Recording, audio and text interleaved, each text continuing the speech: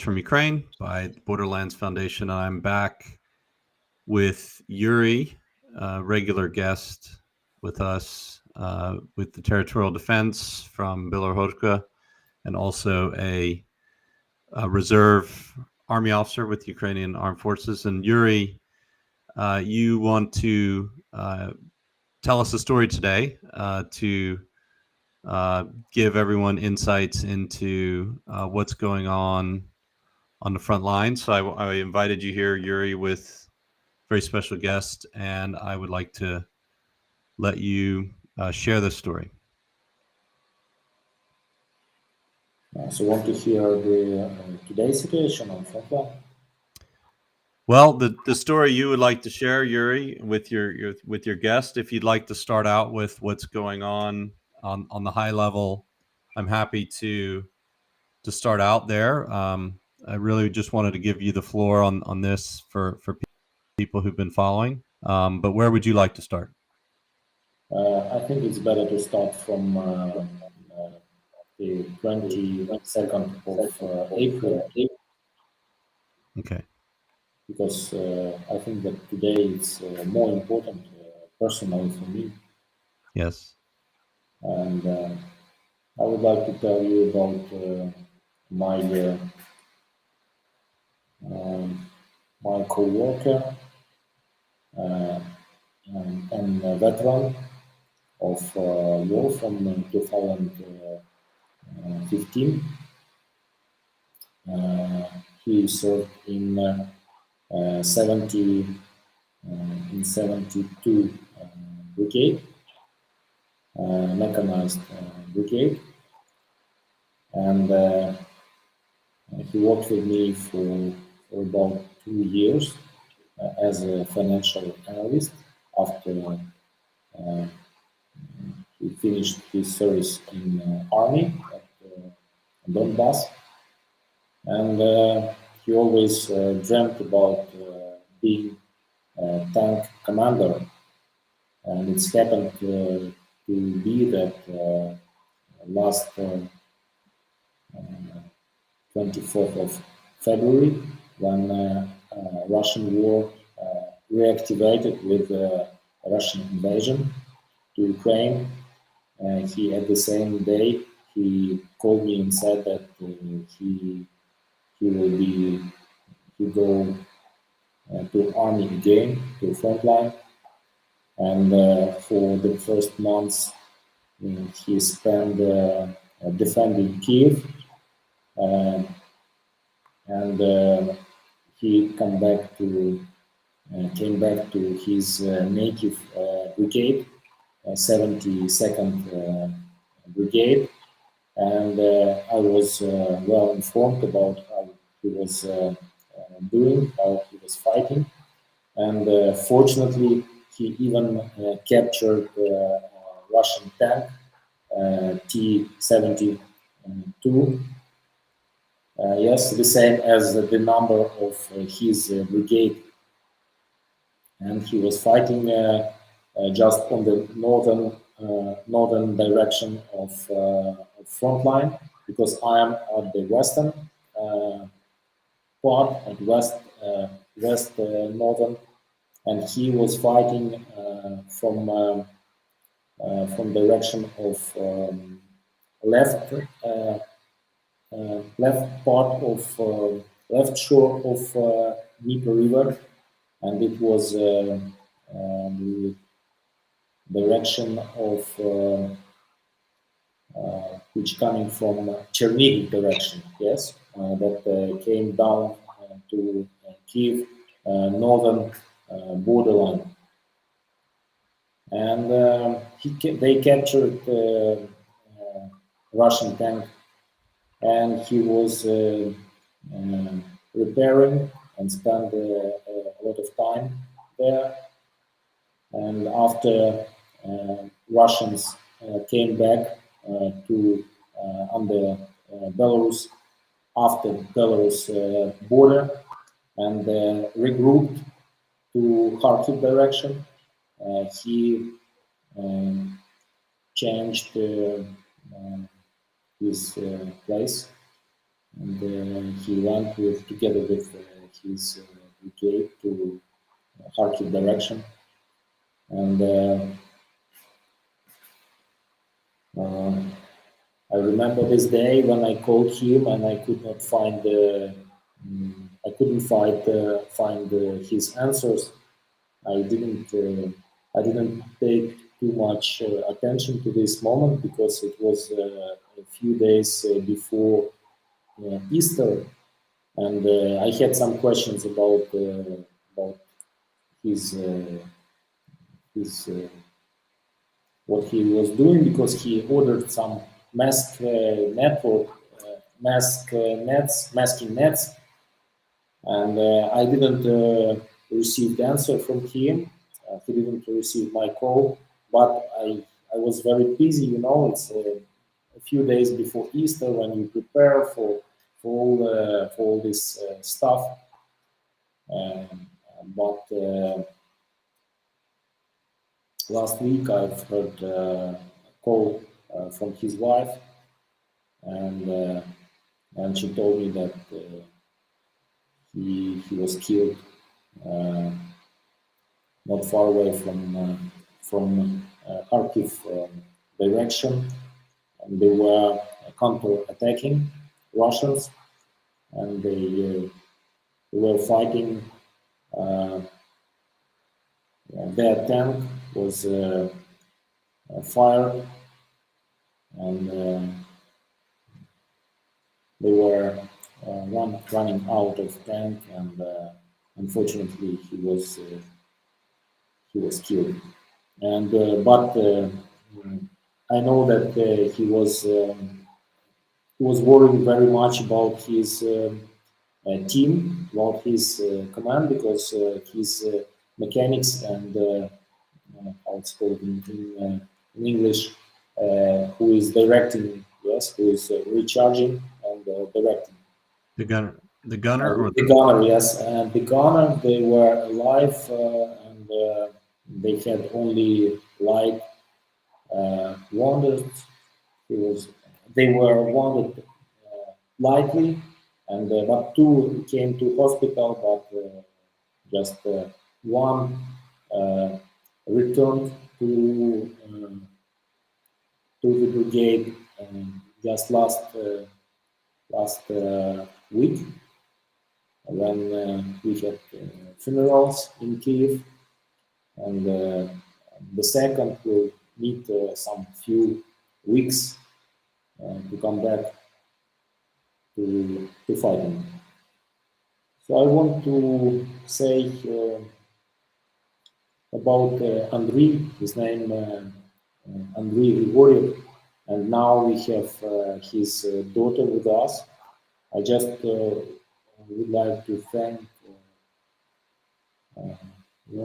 Andriy and all his family for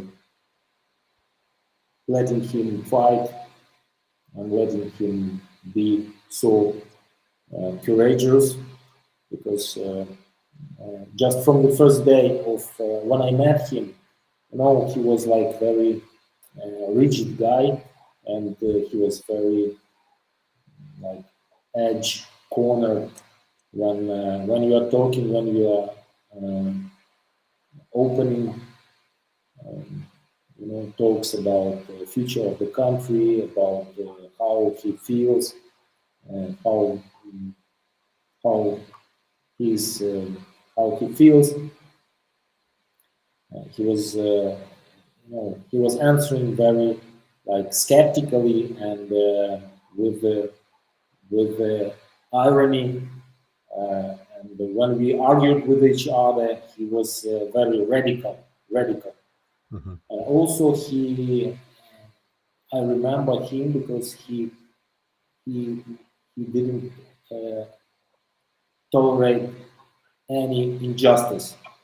When he feels that something is maybe wrong and something could be going wrong, he always almost shouted or extreme reaction. So he was very sensitive to injustice. And just Also, he was very active in going in all the actions, demonstrations to support veterans when veterans were somehow suppressed, somehow, because veterans that are coming back home in peaceful situations, they are very different from those who live their usual lives. And usually people don't understand why. So he was very supportive to his brothers in arms. And also a very important thing that his wife told me, and I would like Lolita to continue this. He changed. He was born in Dnipro. It is eastern part of Ukraine, and for all his life he spoke Russian. But a year ago he switched to Ukrainian, and I remember that it was very difficult for him. But he decided that this is extremely important for our victory, and this is important for changing our future. To deeper being real Ukrainian, you have to think in Ukrainian, you have to feel in Ukrainian, and it meant a lot for him. And as far as I know now, it still means a lot for his family. So at this moment I would like to give a word to Lolita and let her continue. Thank you. Hello again, and I'm really happy to be here and share my father's story. So I would like to start from that it was very stubborn person, and he liked to achieve the goals which he has in his head. So his journey in defending our rights, our freedom, started from 2013 when it was Maidan. In the center, people came and they wanted to scream about their rights, their opinion, and everything. So he was there, and he was trying to go there, so passionate, until we get the news. The first one, it was a war in Donbass. So in 2014, he couldn't turn his back on this situation, and he went there. He was like normal, but he got rejection twice from the military. Couldn't, they don't want to take him because of his age. So it was bothering him. He wanted to go there so bad, and on the third time he went there. So this person will not stop in front of any complication in his life, and he will do anything, whatever it takes.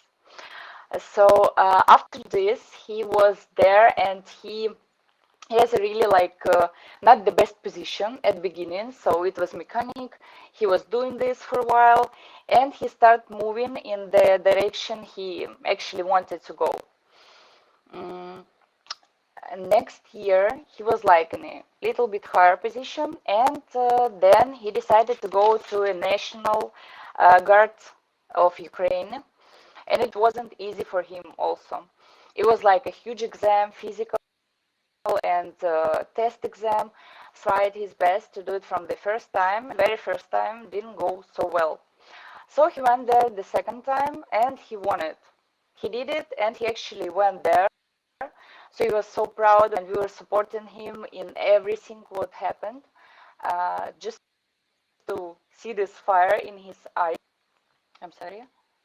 And then it didn't stop him. He went there. He was on a position, and he wanted to move to ride a tank because he tried it once, and it's just it was amazing. So he finished the courses, the special one, and education. He got it. He came back, and he started a position. But by the 2017 year, he was because of his health problem of the army. Like he was there for a long time, so he started having a problem. And they also said that it will be war. They won't ask him to come because he has the third group of disability, which is like not connected to someone who will want to go to army. But we got the news that it was invasion of army in Ukraine, 24th of February. And of course, he will not stay home and just watch it doing nothing, even though just to take care of his girls, which is like I have also my sister and my mom.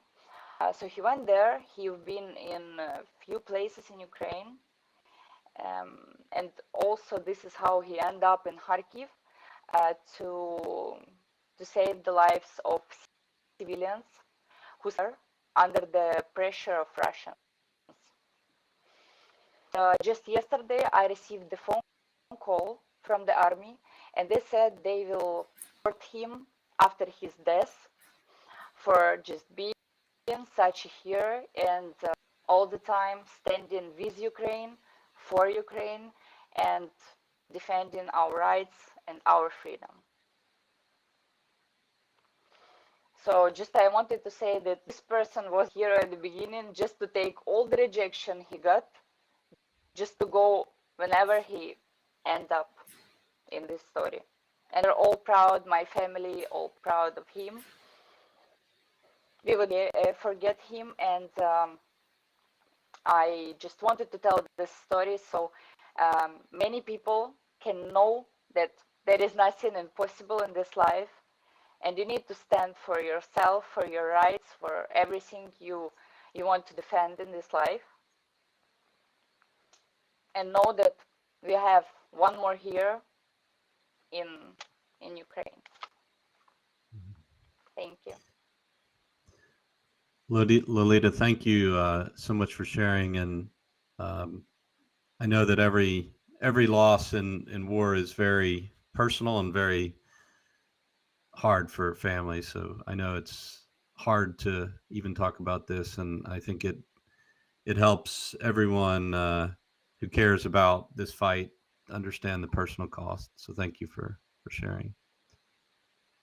Thank you for just inviting me and being able to tell them. It's very important and for my family and me. Also, for everyone watching, we've put a link to Lolita's family's PayPal. If you want to donate to their family for support, we would like to encourage that. We actually, on borderlands.com.ua, we also have finally the app I've been speaking about to support people from Ukraine, but I wanted to especially highlight Lolita's family's case, and we just put their direct PayPal address in the link here. And Yuriy, you worked with Andre for how long? How long was he in your company? About 2 years. 2 years. And I know that you had a policy of hiring veterans as your company. And Lolita, your father worked for Yuriy. How much time did he spend in active service versus reserves? I guess on the 24th of February he joined again, but what was the time he would spend working in the reserves between his work? I guess he was always like, even when he worked, he was always searching news. He was always working on some ideas in his brain, and he also was all the time with Ukraine. So Yuriy would say that this is true, that they talked a lot about this. He never let this idea go about the perfect future of Ukraine, and he wouldn't stand in a side and just watch what will happen. Mm-hmm. And he'd always wanted to be a tank commander, right? That was his goal. And in his team he was a tank commander, and he wanted, and he wanted to join the project when war will be finished, but as still in. Yeah. Well, I was a tank commander myself. I had a group of soldiers who did exactly what your father did, and I know how hard a job that is, and how dangerous it is, and I understand that he has contributed a lot to Ukraine's freedom. So I think that's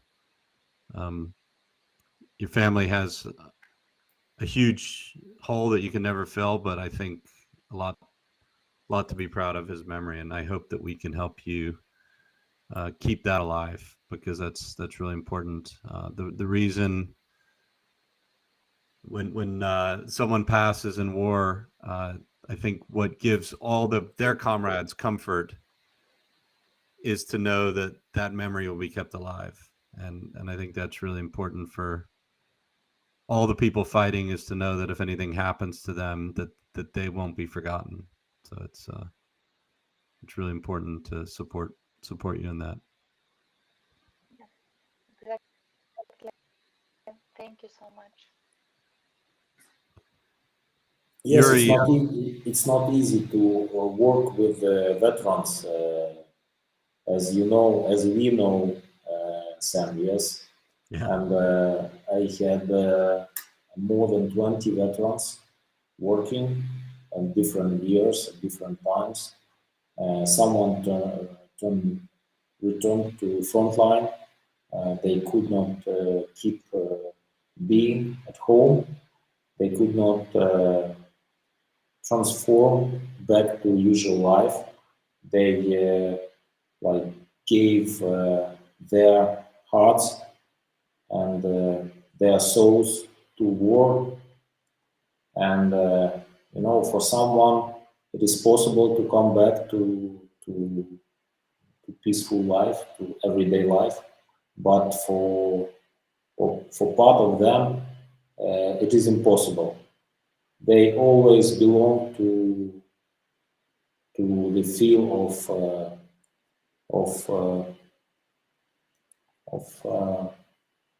of death, and the feel of enemy. And when you're close to the borderline, because most of them return for such positions as snipers, as intelligence troops that are connected with very high risks, because veterans, they are in love with risks. They want to be close to death. They want to feel that it is really important to be there, and they feel that no one else can do that job, and they feel a lot of responsibility. So they could not change themselves. And I think that this is the only reason Ukrainian army now is fighting so courageously, and a lot of brave, responsible men and women are fighting, because they feel that it's necessary for their future, for our future, for future of our country, and their high morale helps to speak us here, to talk, to feel. I just starting from a week ago, I hear near Bilogorodka voices of children. they came back to Kiev, and they are playing in sand. They are running around my office now here in Bilgorodka, and you know, it's the best like honor, the best the best award for me, for I think for all of us now. So they did this, and they continue to do this in Mariupol, in Kharkiv, in Izium, in near Donetsk, along all front line of Donetsk and Luhansk region. And we just have to remember about this and feel like try to feel their hearts, try to feel their self dedication and self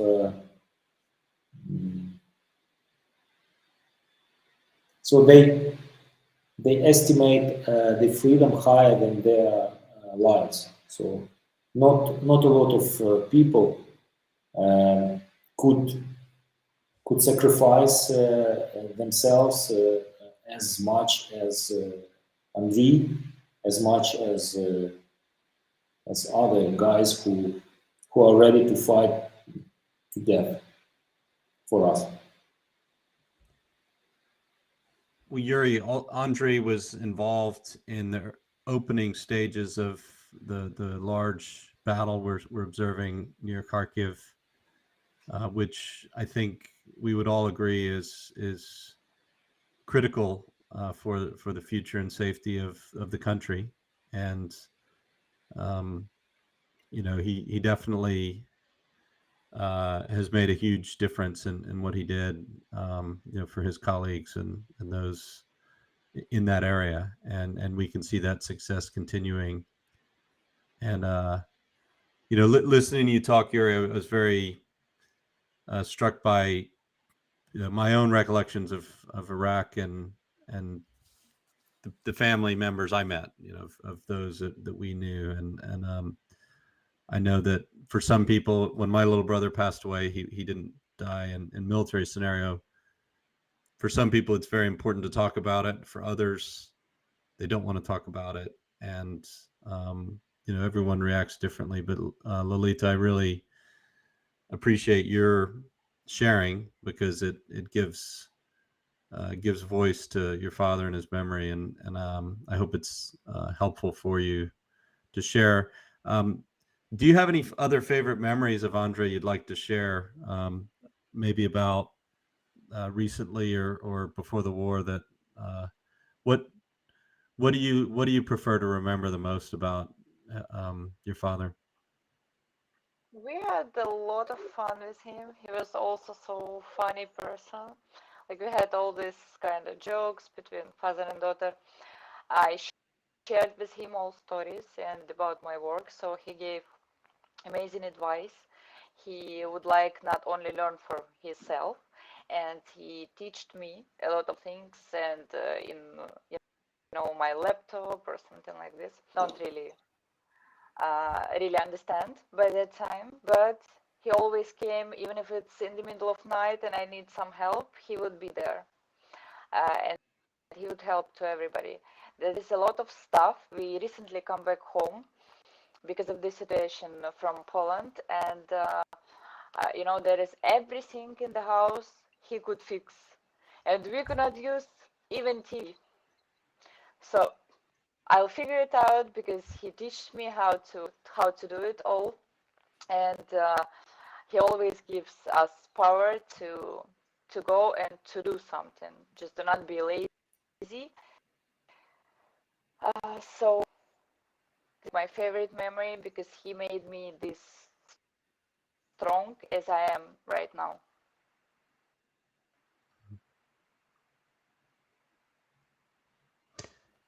Yuri, what about you from your time spent with Andriy? What are your favorite memories? We had some difficult projects to execute, and also we had some time to retrain because Andrei was working in logistics before he came to army and before he come back to civil business life. And he was working with Lithuanians. And after I remember our first meeting, he was hesitating about if he can or if he could, because analytical work demands a lot of patience, a lot of concentration.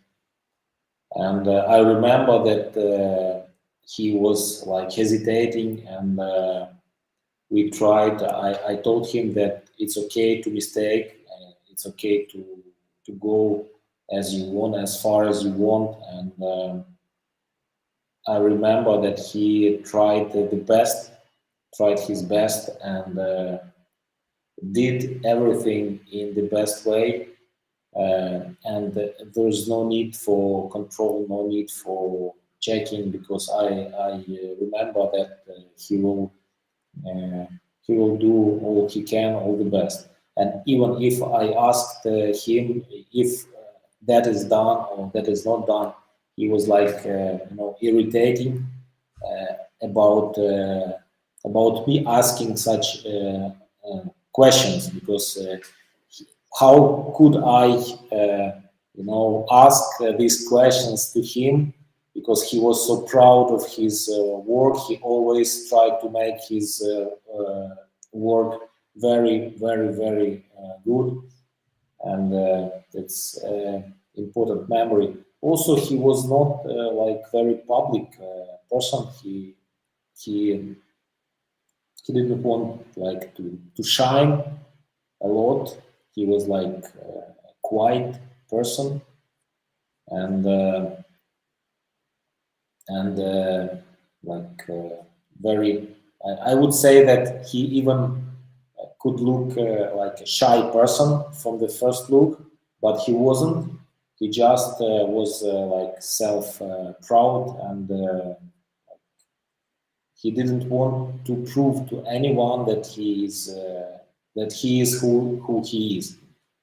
And we sometimes argued about political future of the country, and I tried to explain that that in political development we have to be like try to build and be more compromising, but he wasn't. He was not ready to to negotiate a lot. He wanted strong decisions and sometimes radical decisions. Maybe he was right, because when war began, maybe you know that we have a lot of persons who doesn't deserve to be called like honored person. We have some questions to some politicians that made a lot of bad things to Ukraine, and they came abroad. They negotiated with Russians, and I think that some mistakes, some damages allowed to be made by their betrayal. So Andrei never tolerated them, and he was ready to fight with them very radically.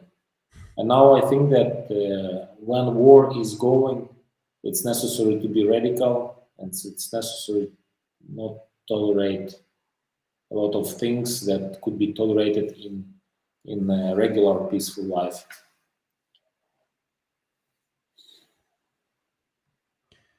Lolita, do you have anything else you'd like to share about your father? Or, you know, one of the things that my old commander used to say is, let us live live in a way that would make them proud in terms of what they stood for. What are your resolutions going forward that you'd like to live by based on what your father taught you?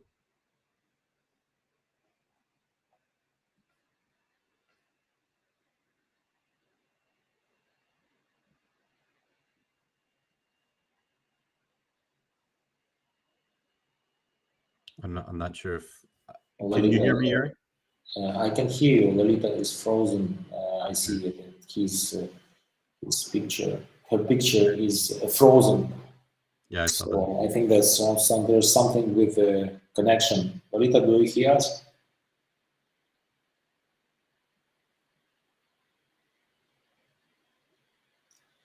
So I also would like to say that now I call almost every day to our veterans who are still who are fighting, and I mean especially my co-workers, because it's very painful, you know, because you are working on daily basis, and now I remember that from the day about last a week and a half, I felt like, you know, I could not concentrate on anything. I could not work, and I felt that something wrong. I feel like my parts of my internal world is separated, you know, like disintegrated internally. And after a call of Andrey's wife, I understand that there is some like internal connection inside us when you are working for a long time with a man or with someone else. And there is something breaking, and you feel that pain. I don't know how it could be explained on physical, on theoretical, spiritual level, but there is something wrong. I felt, but I could not explain. And after that, I understood that it was what was the reason. Yeah. Lolita, before we lost you, I wanted to just ask you. I heard the question. Everything is okay. It just was the problem with my connection. I wanted just to add one thing, that that my father is also inspiring me, and you know, I'm gonna tell this story of who he was and what he did to my children, and I'm gonna add all those funny stories and comments he would do if he will be alive. But I'm gonna do it for him. So I just want to share this story, and you can't imagine how much it means for me just to be here, just to tell you this, and to other people also, because I want him to, I want people to know that he was not only here for our family, but just for a lot of people who just can hear this story and understand how hard he tried to reach this destination in his life, because he truly wanted. He wanted from the depth of his heart, and I'm proud of him. There is no possibility I can't be proud of him. Mm-hmm. So it sounds like he worked really, really hard. Do you remember that time when he was trying to get this role, or what was the? I remember this time he was trying so hard. He didn't sleep at night. He was preparing for exams. He was, you know, he was even preparing himself without my mom, some of his stuff, and he put everything perfectly, like an army. Like his back, it's looked perfect, as if woman just put everything inside. But he was so accurate in this, and I saw how hard he tried, how many times he just stayed up late and preparing himself for some stuff. He also had a lot of books to learn every information about tank. And I saw him how passionate he is in the same moment. So he did what he liked to do, and he was living this. Yeah. Well, it sounds like he was truly passionate about the work that he was doing, and I know it's hard, but he was doing what he loved. I hope that has some small comfort for you and your family. Is there anything, Lolita, you plan on doing now going forward? What are you going to do with your life? What's your family going to do going forward? How can we help you in whatever your family is trying to do to move on and keep your father's memory alive? What's some help your family would need? I mean, we just wanted, all of us, we wanted the story be told. So this is why I'm here now, and I want his memory to, like, I want some people to read this story, to be maybe inspired not by what he did in army, but just to have some, some thought. Some people are too shy to do something, some people are not going for what they love to do, and they live their life in different ways. So I want to also give something good to people by telling this story. It's not only for honor of my dad, but also I'd like to help people. It's from my side. And my family will definitely agree with this. Well, Lolita, one of the things I'd like to do with our foundation as we move on is just keep allowing people like you to share these stories and hopefully speak to the people that served with your father and get their recollections. I know how important that is for some people to be able to share their stories of their comrades who didn't survive, didn't make it, and I think that's important. So we'd love to keep helping you and Yuri, tell this story in terms of meeting them, and I think Ukraine has a huge debt to all of these people who've sacrificed everything, and I hope they'll take care of you and your family, but that's why we also want to give this to people like John and other people in our audience who can also help you out, your family out going forward, and keep telling those stories. So Yuri, anything else as you? Yes, Sam. I would like to thank you for opportunity to commemorate Andrei, and try to feel that pain that his family is feeling now, and that the team. I also feel pain, and I compassionate about this. Also, I would like to say that it's not only Ukraine is,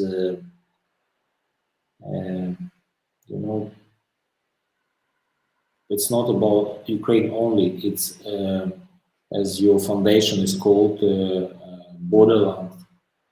It's about such human things as freedom, as dignity, And this is the matter of not only our country, this is the matter that matters for all the world, all free world, all those who want to feel free in countries that are not free. Because I've heard my friends, my true friends, who live in countries that are not free, and they suffer, they feel a lot of pain, and they have to, you know, to be taught to understand such people as Andriy, about his decision, about his will, about his love to freedom, and you know, to take part of his life and transfer it to their lives, to lives of their children,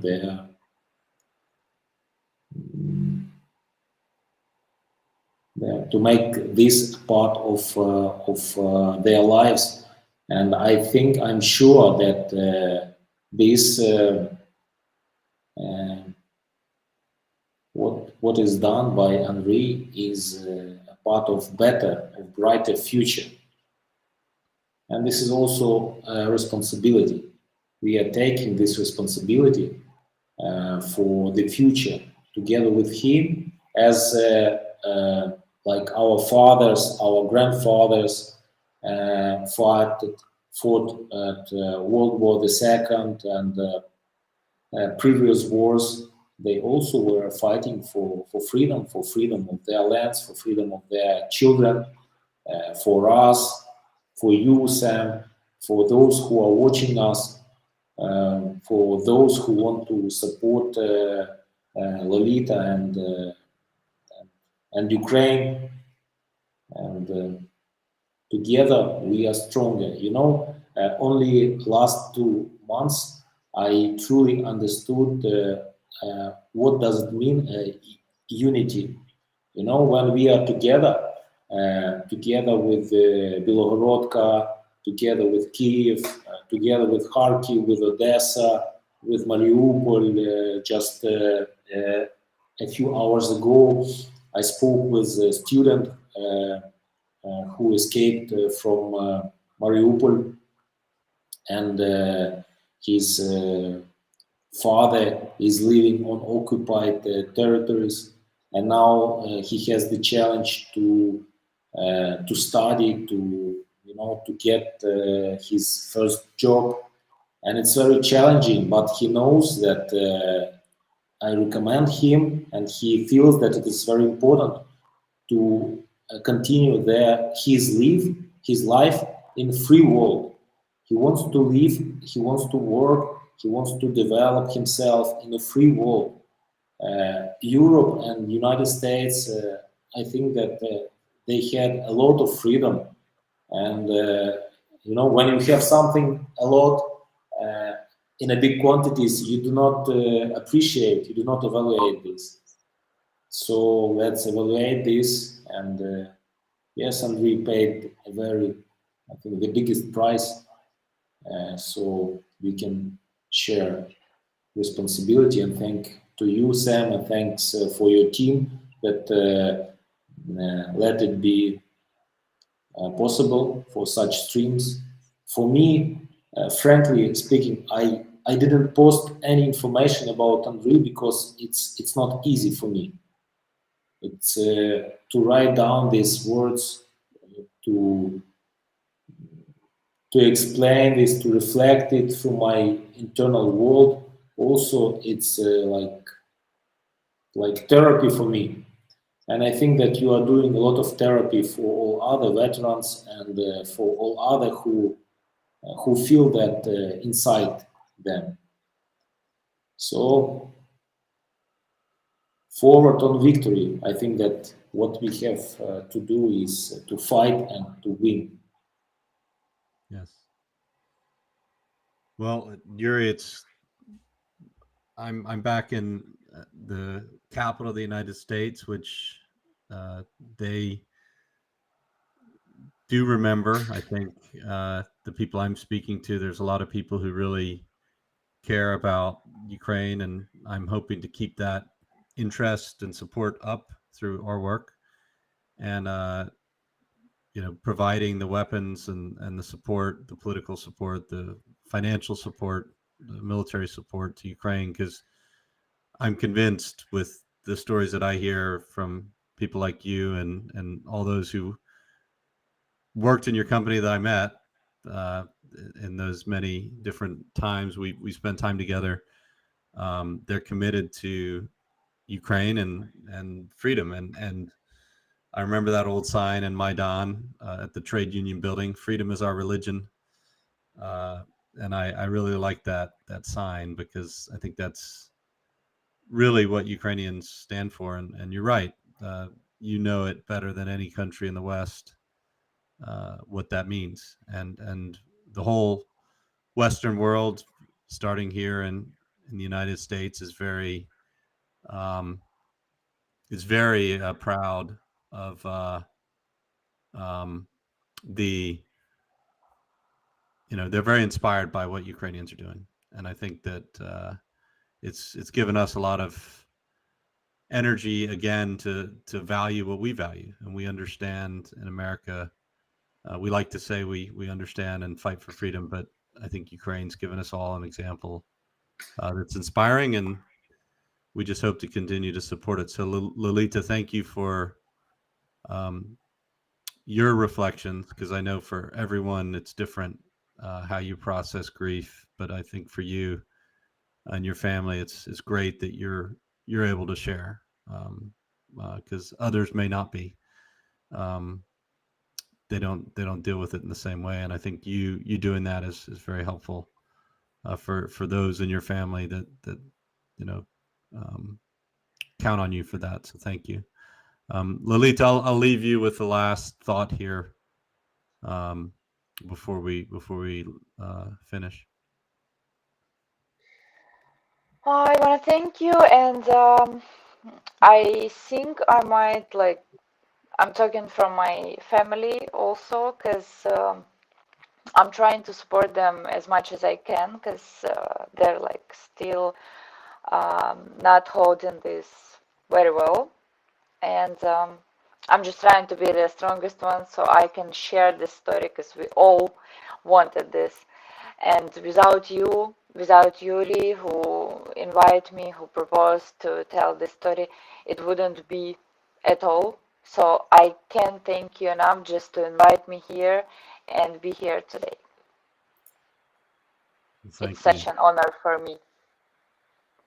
Well, we're honored to hear about your father's story. It's the least we can do is to give you that opportunity, and hopefully this inspires people I know to understand the cost of this and continue to support Ukraine, because the only way I think we can all make this worthwhile is to win, as Yuriy said. And unfortunately, some pay a lot higher costs than others, as your father paid the ultimate cost. But the least the rest of us can do is support Ukraine in whatever way is comfortable, possible for us, whether it's financially or speaking to their government or volunteering, or just sharing this your story and your father's story with others. Whichever way they choose to support it, they can. And I look forward to meeting you in Kiev and your family, and Yuriy, seeing you again hopefully soon, and continuing to help Ukraine win. Sam, if we have a few minutes, I would like to show some pictures of Andriy. Oh yes, please do. Yes, I'm just choosing some of them. Yes, because it's important, and also would like to to show a captured tank. Yes, it's important to show this tank. This is extremely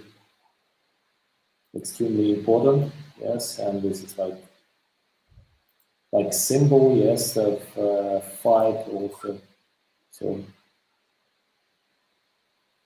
just let me open. Let me open this.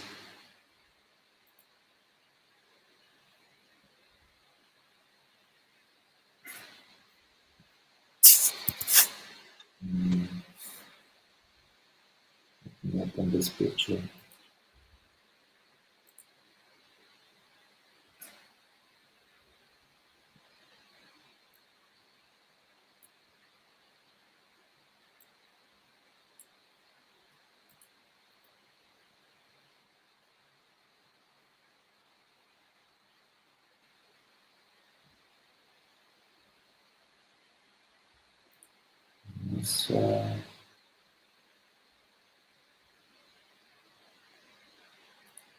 Yes, I can show you now.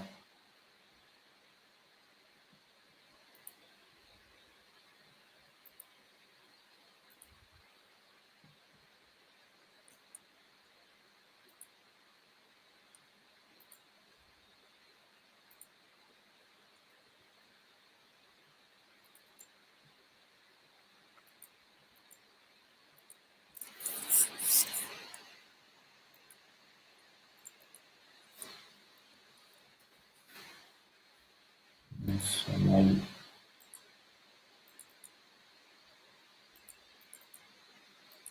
my computer doesn't allow me. So Sam, I can send you these pictures. So please, Sure. I see that maybe some Yeah, send it to me. references. Yes, I will send you to messengers now. Okay. Yes. And,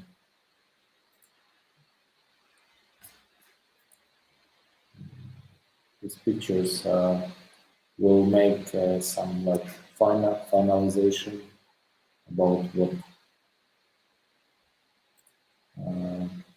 we are taking.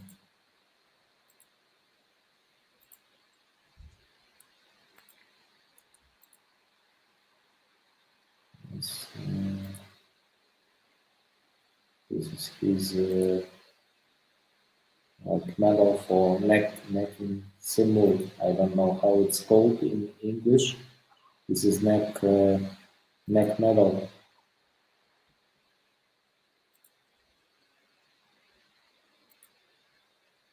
Okay, hold on one second. Yes, you see it? Have you received it? Yes. All right.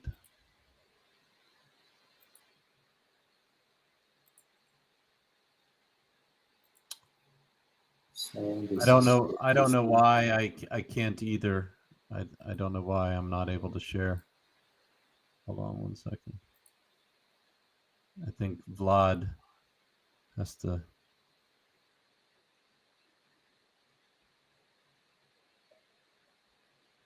But I'll try and work on it. Hold on one second.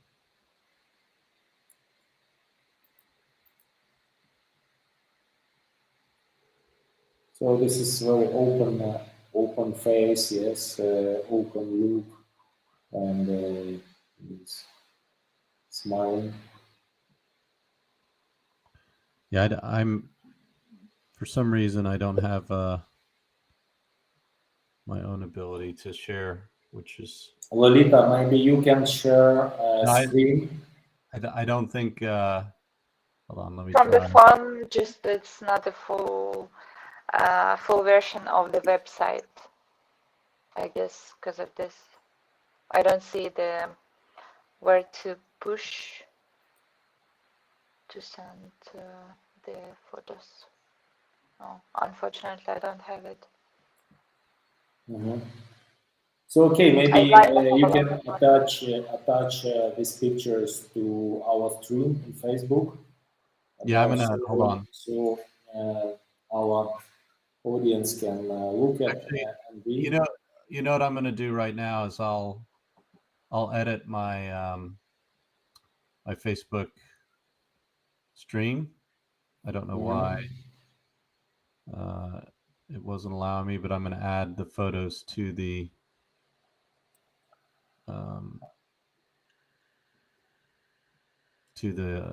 Facebook right now. So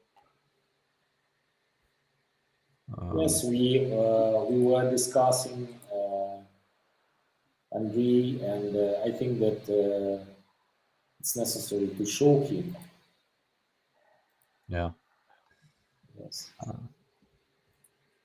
Yes. Well, let me just let me put that together. So Lolita, while I think I can do this. Your father is originally from Dnipro? Yep. Yep. Dnipro He City. was born in Dnipro. And what was the transition to Ukrainian like in your family? Because Yuri was saying at the beginning that your father started speaking Ukrainian at home with your family. Yeah, he started word by word, and he didn't do it really well because, you know, before, when it was like Soviet Union, it wasn't so popular to speak Ukrainian, so mostly people speak Russian and they don't use this language. So for him it was a challenge, but he tried every day, just few words. Sometimes we correct him by helping to speak better, and then he was like correcting us, you know, at the end. So he was pretty much good at this. And what about you and your sister? I guess you've learned at school Ukrainian, so it's been a lot longer for you. What about your mother? Does she speak Ukrainian natively or? No, not really. She know Ukrainian a little bit, but she never actually used this language. But when my father started talking Ukrainian, she wanted to support him and to share his point about the whole situation. So she started doing it with him day by day, and now we all, like all our family, I mean like my grandmother, my grandfather, my aunt, and everyone, we speak Ukrainian only. That's going to be the legacy, I think, for a lot of families. My fiance does not speak Ukrainian at home, but they're now starting. Her and her friend are now communicating in Ukrainian also. Both of them coming from Kryvyi, which is right around Dnipro. 95% of the people in those towns speak Russian until now, right? That's gonna certainly change. I think that's one of the strongest legacies from this will be the switch in language for a lot of families. Yeah, it's like an indicator in our country now to speak Ukrainian, and we are proud of our language also, and from our country, because we were like together all the time, all Ukrainians, but now it's huge what people do for each other, how hard they help each other, how many communities we create just to send some products, some clothes for people who unfortunately lost their houses or something like this. So I'm really proud of this because all world can see how we become together. Yes. No, I think the best of human nature comes out in the worst of times, and I've seen that many times through the years, and seeing it again here. This is the photos Yuri sent me of your father. I was quite proud of his beret there. Is that the traditional beret for tankers in Ukrainian army, Yuri? I think no. Yes, this is more looks like traditional tankers. Helmet isolating noise inside tanks and isolating the opportunity to be hidden by steel of the tank. Yeah. Can you switch the video of captured tank? Yeah, let me try to find that. Hold on. I will look for your video. Lester is eager to look at the tank. I will save that right now. Let's see if I can. It will make optimistic note. Because the quantity of captured tanks make army about 100 tanks more than before war started in Ukrainian army. We have tanks 100 tanks more than before the war. Yeah, it's the biggest arms supplier of Ukraine. Yes, and for the whole history of independence, Ukraine didn't Ukrainian army didn't buy such amount of tanks. I'm not talking also about the all other equipment. Oh yeah, no, it's definitely a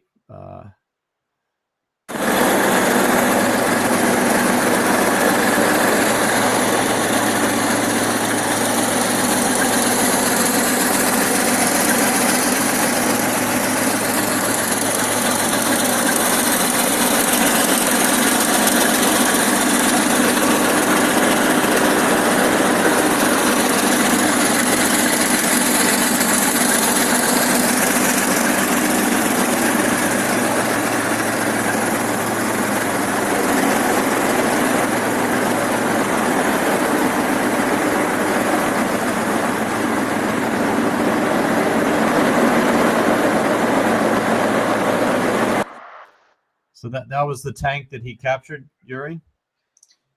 He participated in capturing this tank, and he participated in repairing it. I can tell. Must be very proud of his